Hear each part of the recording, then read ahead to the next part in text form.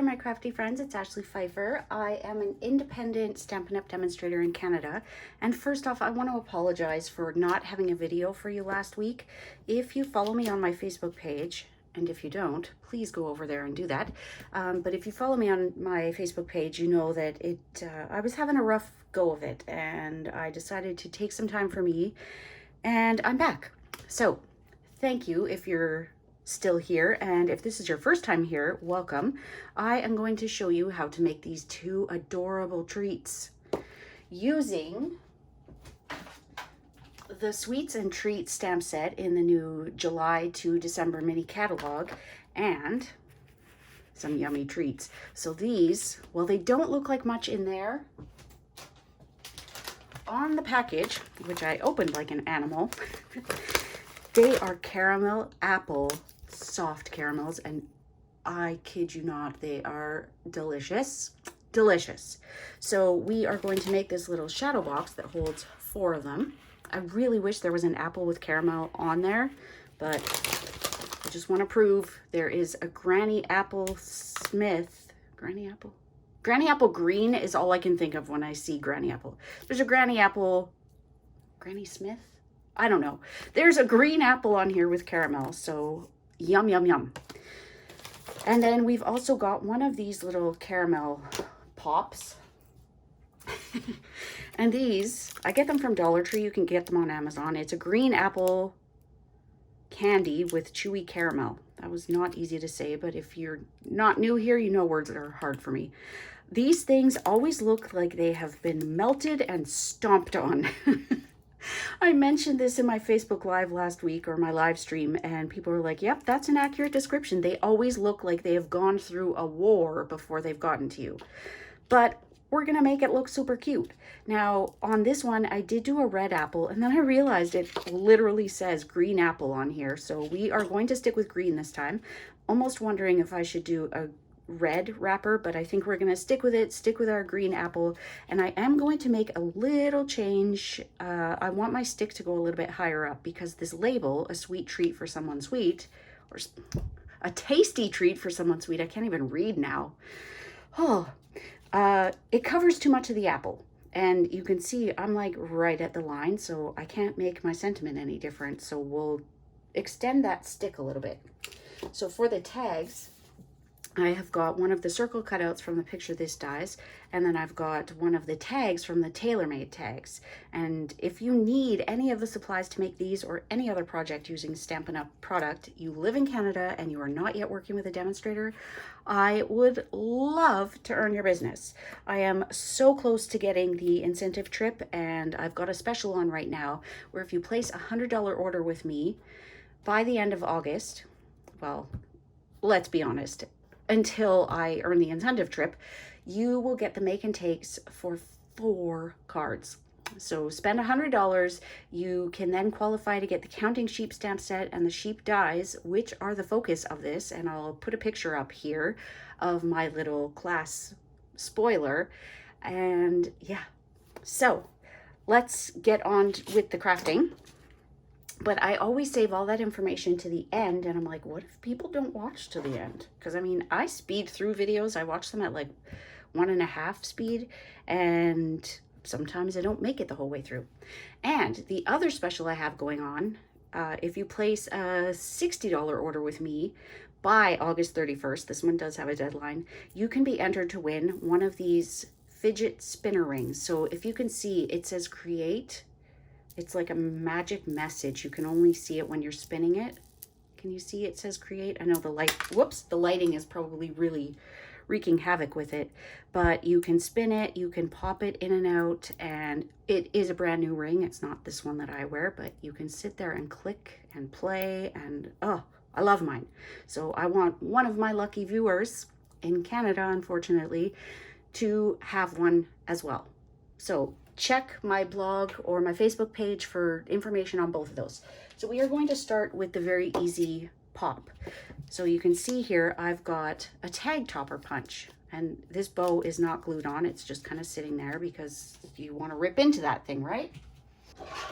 So we are going to use the fancy tag topper punch, and I'm going to show you, this is kind of, It's a little bit of a gong show with this one because it can be hard to get your ends where you need them to be. So let's line this one up and I can show you what I did on the first one.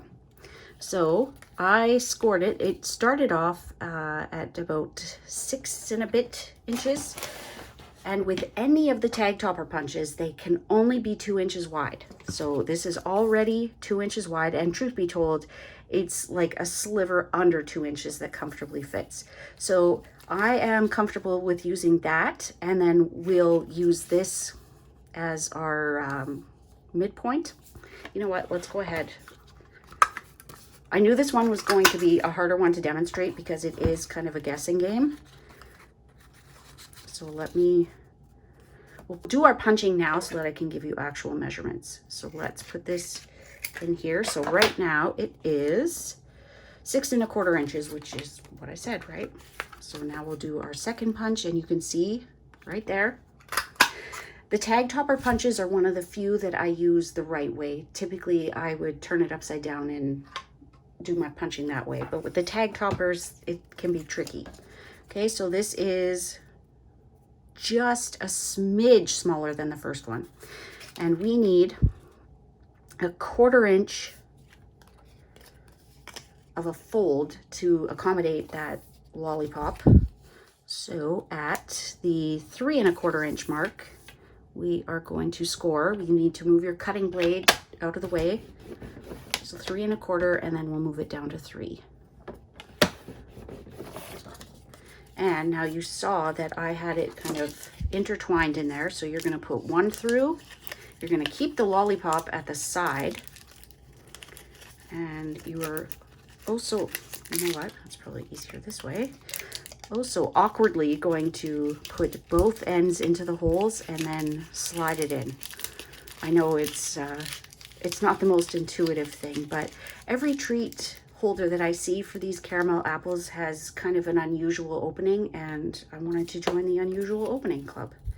Okay, so there is a longer end and that should be at the front, and you can score it or you can just allow it to do its thing. Let's give it just a minor score of not pushing very hard, but just so that it doesn't do its own thing. Okay, so that is the front. We're going to, let's kind of loop these together. I told you it's awkward. Do. And I haven't done this one yet, as you can see. So you just need to kind of slide it in there. So that one, it's almost like it locks it in place. Oh, I like it. I like this one better with the scoring because it's much neater. That one I just left its own devices and it did like a weird almost pillow box fold there. Okay, taking off my sweater. It's getting hot in here. So now we can do our stamping. I'm going to put my paper trimmer to the side until we're ready to do the scoring for the shadow box. And I might as well do all my stamping now. So we need our tasty treat for someone sweet and the candy apple. But look, you've got a pie. I don't know if this is figgy pudding or fruit cake, but either way they look amazing. Cupcakes, this little heart, which could be a sugar cookie. Okay, so here we go. Now I'm going to do a little bit of masking this time, but also what I could do is just draw that on and extend it. Cover that up. You could also use washi tape. You can use whatever you want to cover it up. The biggest, most important part of masking is remembering to remove the mask before you stamp. Otherwise you will get whatever ink has gone on that mask, Post-it, and it will get on your image. Now the other thing you could do is if you don't want to do this type, you could just ink it up visually and just keep that other part of the stamp off of there. Okay, so we're gonna stamp this. There we go. It's not as complicated as I'm making it sound. So now what I'm going to do is ink up. I changed my mind. I'm gonna do this. Okay, so it is a photopolymer stamp, so it should be easy enough to line it up. If not, the tag is going to be covering it, so it will give us a little bit of leeway. Okay, beautiful. Now the key to getting those two pieces done is making sure that this is clean and dry between the two inkings. Let's do this on our tag as well. And then those will be ready to color. We can do the sentiment part after. And I hope that you'll stick around for the shadow box because it is so much fun and it looks so cute when it's done. I know based on how this part has gone, it's going to seem like a very long project, but I promise you it will be worth it. So we'll set those aside for a moment. We need a little scrap of basic white for our little tag here, and I am using the Heartwarming Hugs DSP. This is a returning favorite from last year. There are so many great patterns. You can see that I just have a little sliver of this. So usually what I would do is I would go to my DSP case, and these are available on my website for $5 Canadian. If you're in the US, it'll be like, what, $2? But you can purchase these. Given how much work goes into them, I can no longer do it for free. It used to be something that I would offer for free, but it is just taking up so much time. Okay, so I have a little scrap here. I'm just going to use that. I'm just going to eyeball it. So with that purchase, the PDF on my website, it is available worldwide. Now, I know it says Whisper White on here, not Basic White, but that is the color that's Stampin' Up! Listed. And technically, we do still have Whisper White. It's just not the cardstock. Okay, still a little piece of... So I'll do my stamping on there. I'm going to use Real Red and our tasty treat for someone sweet. You can see which one it is because I've used red a number of times with it. So just stamp it in the middle. It gives you some room on either side.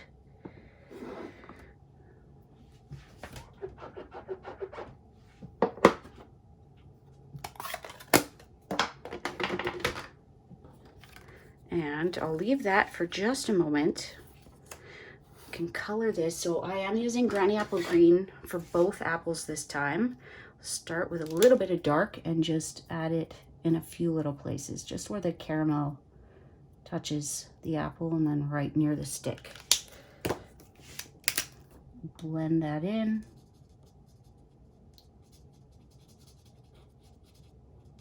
And I would love to know in the comments below, which do you prefer? If you had to choose candy apple or caramel apple, which would it be? Candy apple, my son thought they were the same thing. And I'm like, nope, a candy apple is red and it's like glassy, crunchy candy, right? Like crunchy and soft and chewy at the same time. It's so hard to explain. Or a caramel apple where you've got nice gooey caramel.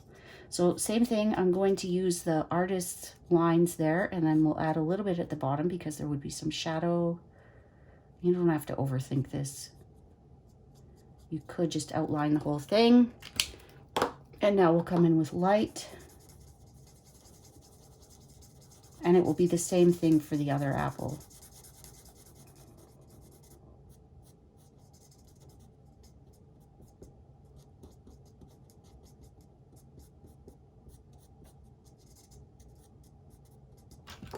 Okay, and then for the stick, we are just going to use some crumb cake.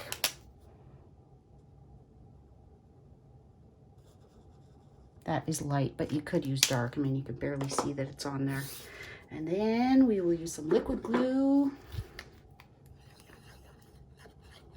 And pop that on there.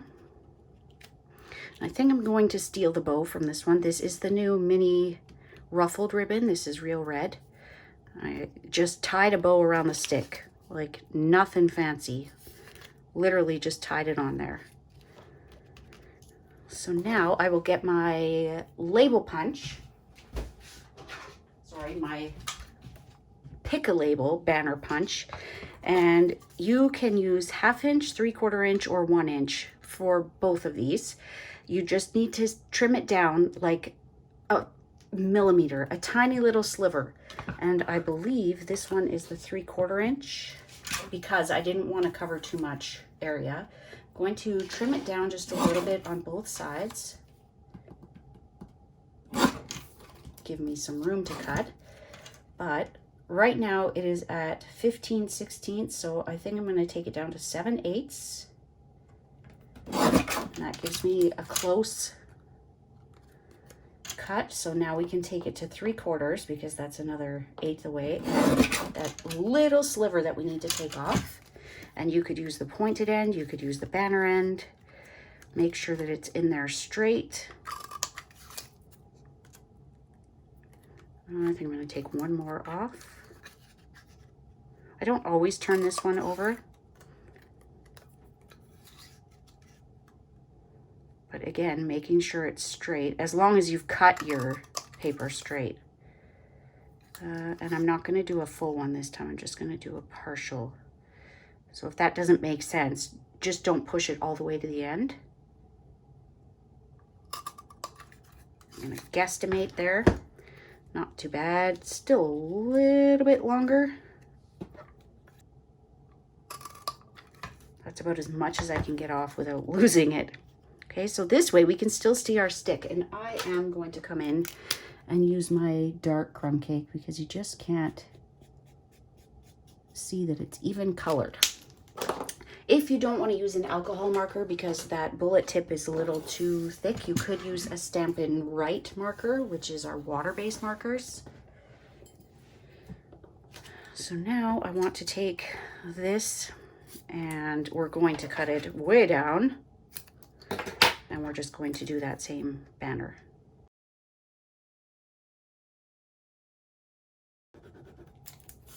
Pop this down.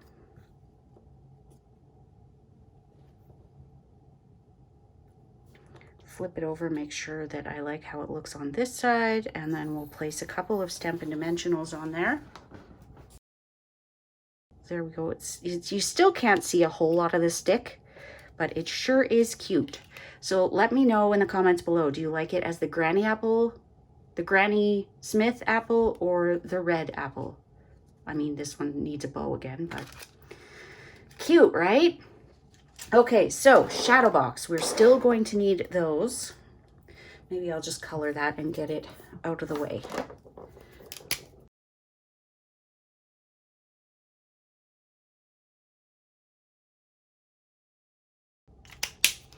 Okay, and just to get this part of it done, I am going to show you the tag that I used because it is not a standalone die. So I'm going to take just a scrap of Granny Apple Green. And this is the Many Messages die.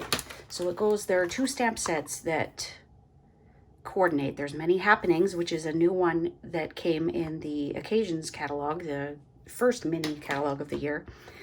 And we're using this one right here. But I don't want to cut all of these out of Granny Apple Green because I'm never going to use them all. So what I can do is just line it up here. I might get like a bonus one here, but you can see that one doesn't quite fit. Okay, so there is my adorable little tag. I just love this one. I want it all on its own. So I've still got my sentiment out here. I am going to stamp it in Old Olive. We'll stamp it on here, and because it's photopolymer, we can see it. It is a perfect fit. Ooh, look at that! You can see on my first one, I stuck with Mossy Meadow, and it's kind of an ombre effect, which, I mean, looks cute, but was not the look I was going for. So now we can set these aside because, as you can see, this doesn't go fully on the tag. It's popped up and glued. I don't remember where I got that little heart from, but I will find it.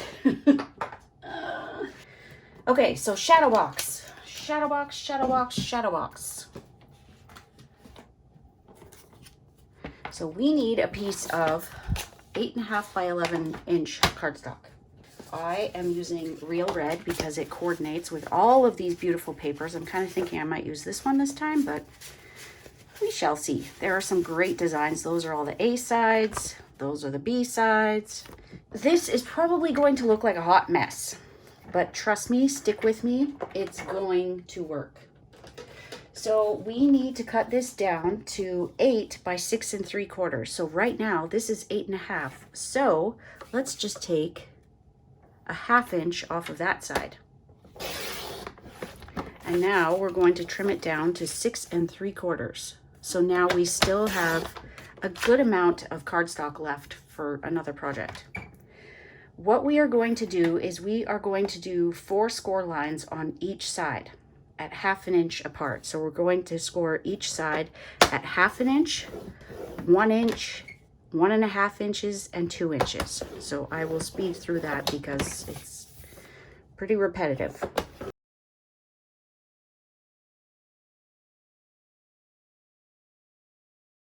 So now we have another score to do. We are, I don't know how much of this you can see, but we need to do another 1/2 inch score line, but only to the second score line.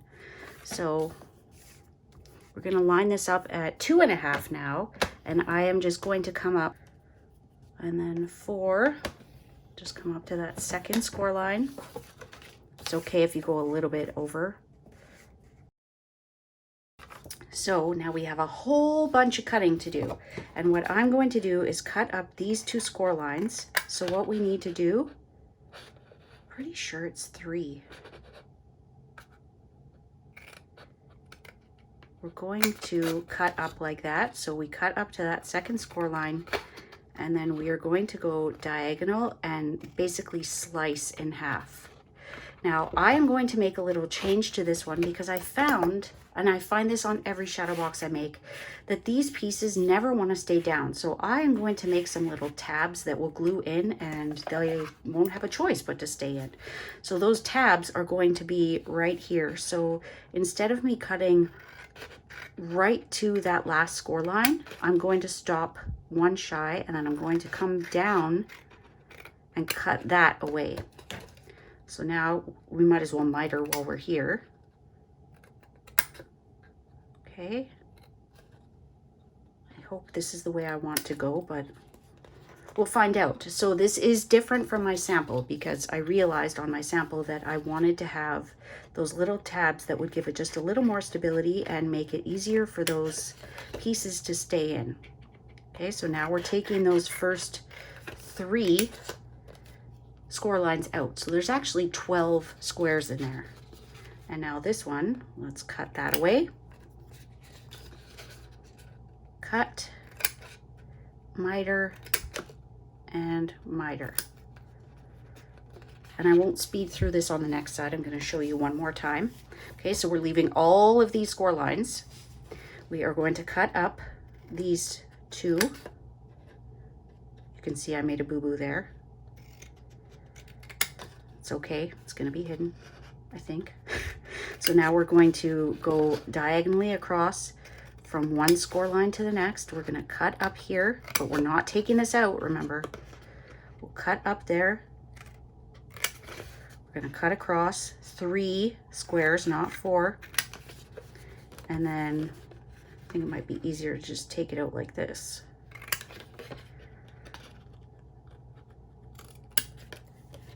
Okay, so all of that is coming out. And then miter, miter. And in case you're wondering about the mitering, it just helps everything fit together better, because if you don't do that, it gets bulky, I guess would be the easiest way to say it. Let's cut up here. Because this is the first time I'm doing it like this, I haven't figured out what the best way to cut it off is. So I hope you understand. So now I'm going to fold and burnish all of these score lines, and we're going to start assembling the box. But before I put my paper trimmer away, I'm going to prepare my DSP. So this needs to be 4 by 7.5. So I can't actually use my 6-inch DSP. And I have these because I did product shares, and when you do a product share, you get a quarter pack. So a quarter of a quarter of a 12 by 12 sheet is 6 by 6. Which one shall we use? I think I'm going to use my favorite one, and we'll see. Maybe it's too busy, maybe it's not. But we are going to cut it down to 7.5. Actually, let's cut it down to 4 first. Nah, I want to have a bigger piece to work with. So 7.5 by 4. So if I had cut it the other way, I'd have one long strip of 2-inch paper. This way I have like a 7.5-inch piece of 2-inch, and then I've got another size that I can work with. So always think about how you're cutting your paper. Are you more likely to use it one way versus another? So we're not going to do any scoring on this. We are actually going to wrap it around. Actually, we'll do a 1/2-inch score line because I know I need that, and then the rest of it, I'll show you how we get there. So I'm going to speed through the next part because it's, like I said, it's just going to be a whole bunch of burnishing and folding and burnishing. Okay, so that wasn't so bad.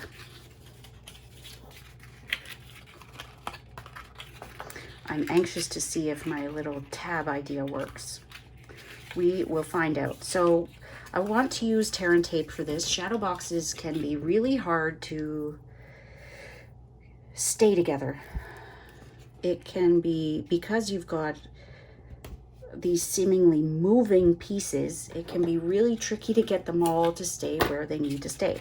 So I do find that tear and tape is the best. And I mean, I didn't start off knowing all this. I found some amazing demonstrators out there that were demonstrating this type of thing, and tear and tape is the way to go. Liquid glue, I've tried it and it's okay, but it doesn't stay forever. I'm not sure why, because I mean, Tombow liquid glue is like cement, right? But for this particular project, I find tear and tape is the best. Now that being said, I am not going to try and get tear and tape to stick on these little tabs. We will use liquid glue for that. Now I'm trying to think about which way is going to be the better way to go. Do we want to put the sides down first? Because I'll give you a hint. This is what we're doing. We're folding all of these pieces down. And this is what creates that shadow box. See? Easy peasy. But am I going to be better off putting those ones down first or the side ones first? We are going to need glue on there. You know what? I'm going to do the side and see how it goes. If it's a mistake, I'll do the mistake for you, and you'll know that that's not the way to go. So now the best way that I found to put these down is to fold it in half and let the tear and tape stick to your hand as much as it wants. But you're going to fold it in half and then burnish it down. See what I mean? So far it's looking like the side is the right way to go, and that's usually what I've done. But every now and then I'm like, I wonder if the ends would be easier. Okay, so fold it in half, whichever way is easiest for you. Push it down and score it. These should be completely square. I say that, and this one's probably not. Wouldn't that be my luck? Okay, so what we could do is put some tear and tape on those ends, but do I want to use liquid glue? Let's give it a shot. Again, if it's a mistake, you'll learn from me. Okay, so let's hold that together for just a couple of seconds before we try and put those ends down. Liquid glue gives you those few seconds of wiggle room, but yeah, I didn't think that was going to work. We need to put the tear and tape down and then hold it. Okay, so do what you did on the sides. And you may want to put a little bit of glue in there. Yeah, it didn't do what I wanted it to. I was hoping that those tabs were going to make it more secure and it would just stay where it's supposed to, but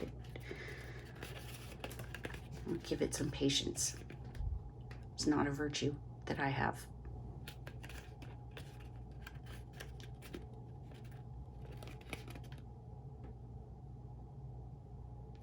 Okay, so let's do tear and tape on these ones. I have also seen people use glue dots to close that gap, and we may have to go in there and do that. It just doesn't want to stick.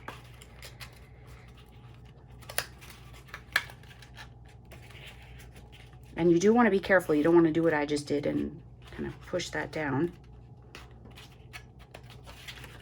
Okay, we're going to use the glue dot method, but let's put one more piece of tear and tape here.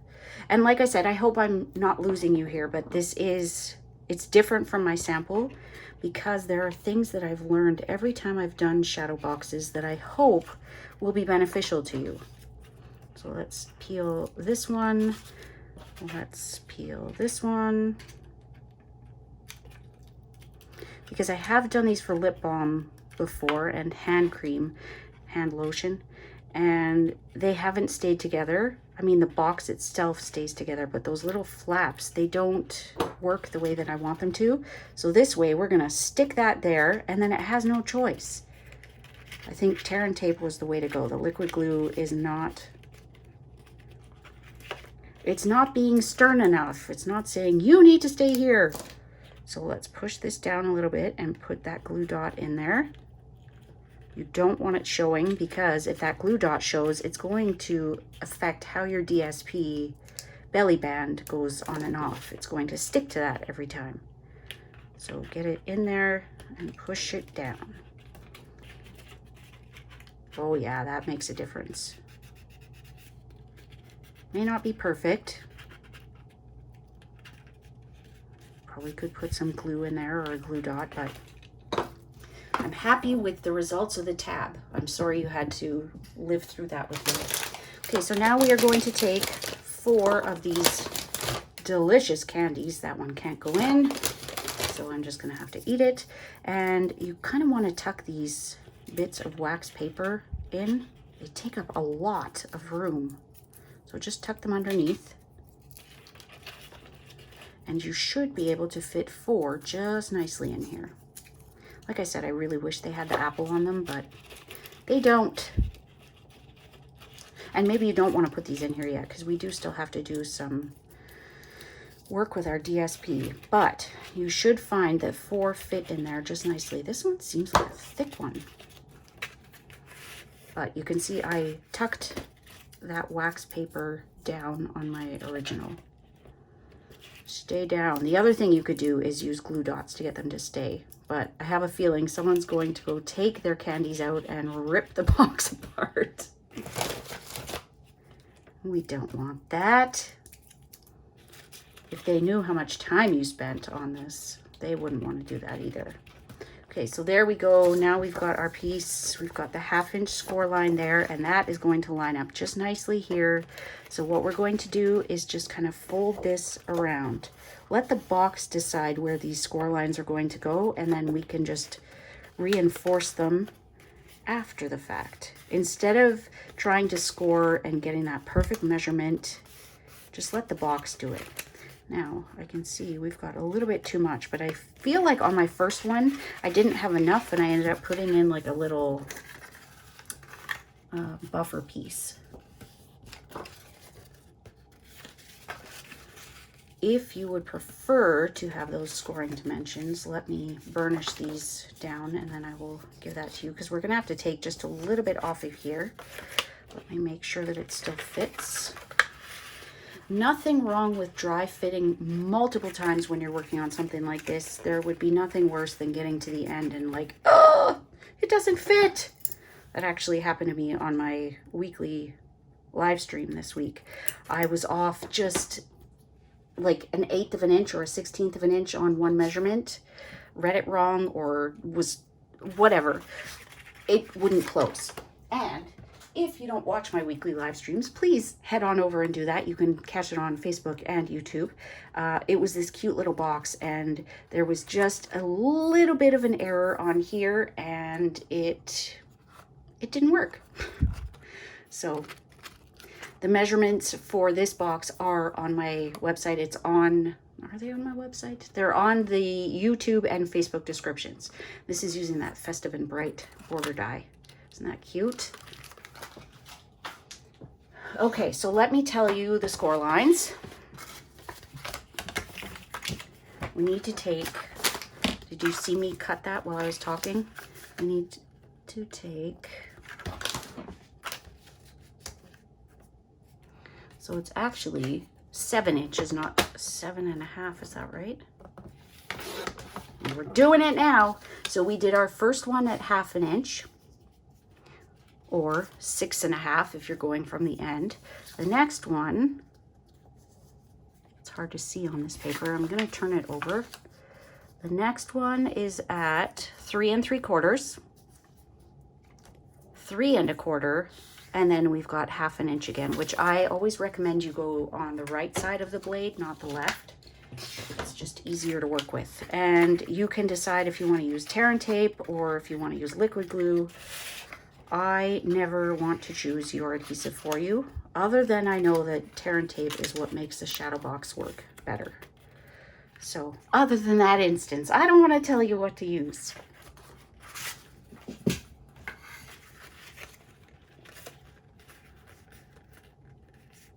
So let's just go ahead and put some tear and tape on this piece here. Every adhesive has its purpose.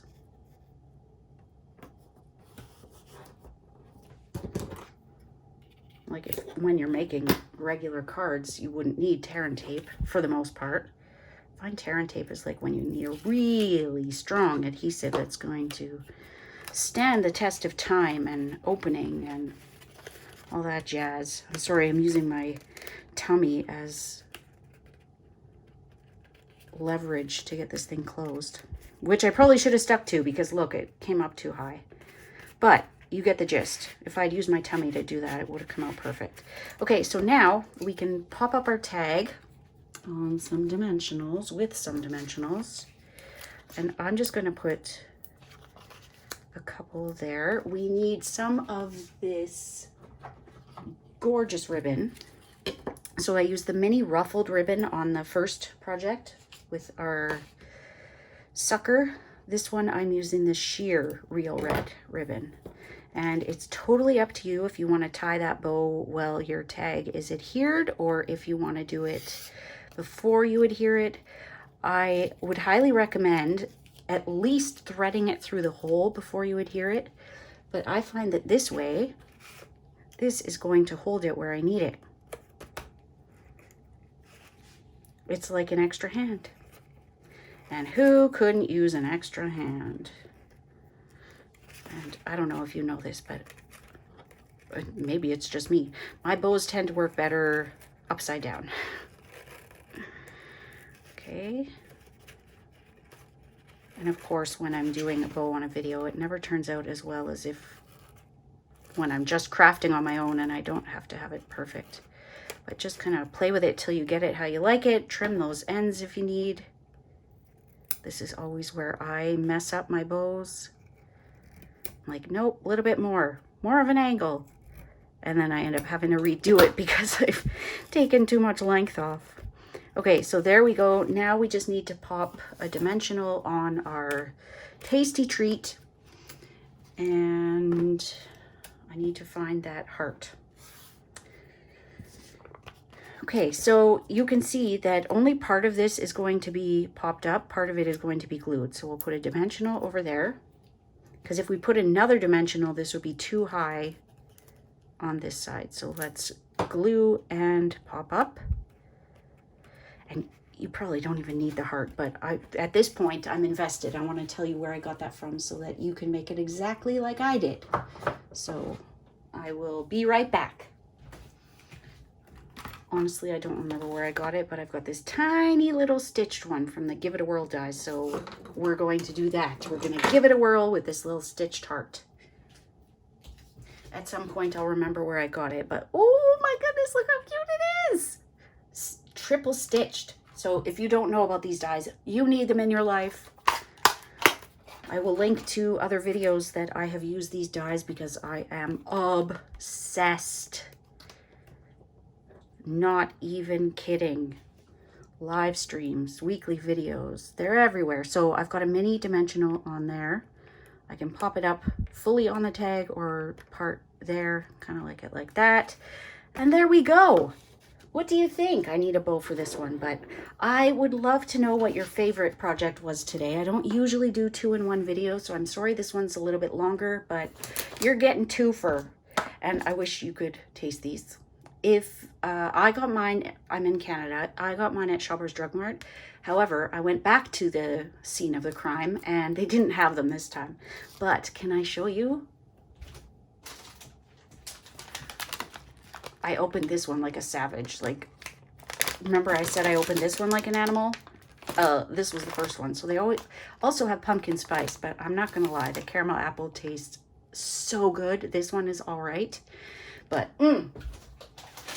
so let me know which one's your favorite. I thank you so much for watching. I hope that you will consider subscribing if you haven't already, and we'll see you soon, my crafty friends. Bye.